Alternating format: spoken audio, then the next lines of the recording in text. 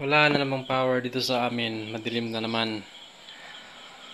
Alas 8 ng gabi hanggang alas 10 ng gabi.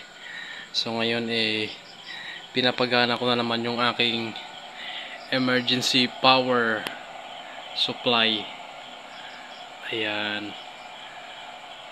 So naka full po yan.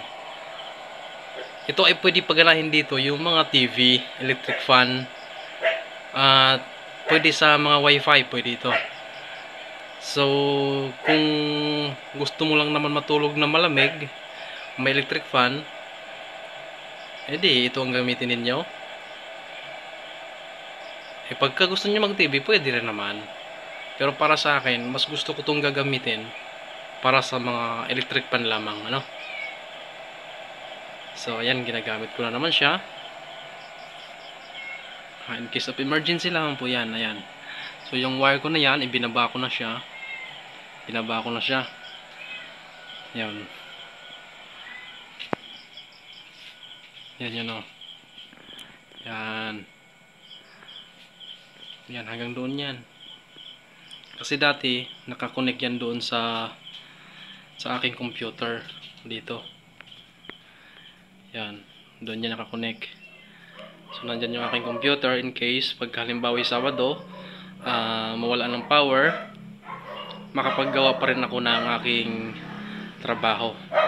So tinanggal ko muna pansamantala at ngayon dindiretso ko na yon wifi.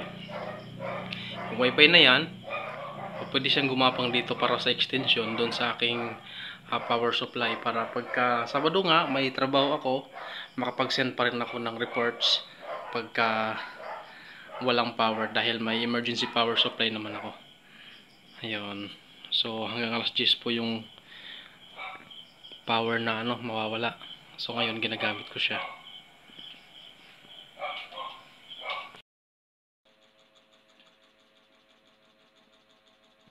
So yung board na yan, makikita nyo, yan din po yung isa sa power sa bumbilya po yan. So pagka ito iba din yan. So ang power niyan ay nanggagaling doon sa battery. So ito para doon sa kwarto lamang, ang mga electric fan, computer, basta yung mga kailangan lang pagka nag-burn out. So itong board na ito, para po yan sa ilaw.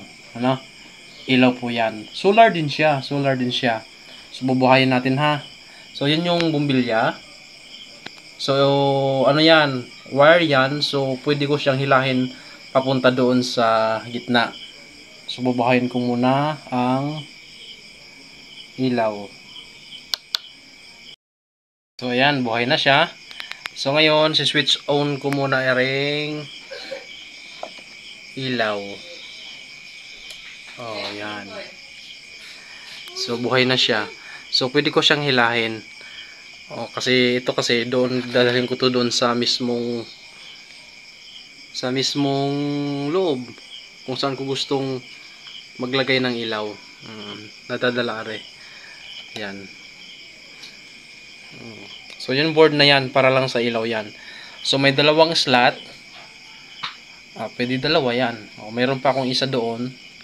Kaya para lang ito sa sa bumbilya. Para sa electric pan lang sa kwarto. Kaya nitong buhayin ang TV tsaka sa electric pan na malaki. So pwede din mo charge dito. Kasi may USB siya .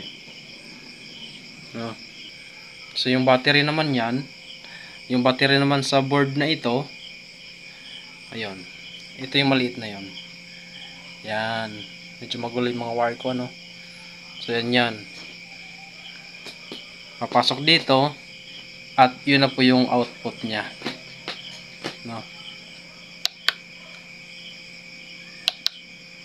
Ayan. So papatayin ko muna. Yan. Yon. Yan. Diba? On. Off. For emergency use only lang po ito. Alam nyo naman natin, pagka nasa probinsya, mahirap pagka walang power, napakainit, no? So dito muna, tsaga-tsaga muna ako rito, at least may magagamit pagka walang power.